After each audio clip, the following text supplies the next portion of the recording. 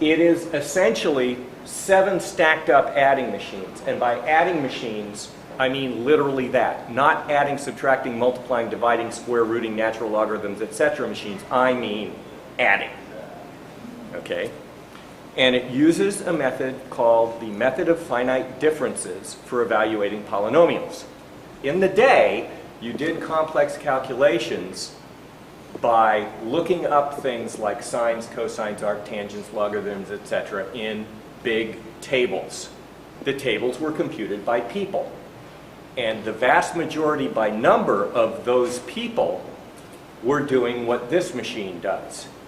Adding a number to another number, that number to another number, that number to another number, that number, blah, blah, blah, blah, blah, up to the end, to the result, and then starting back again.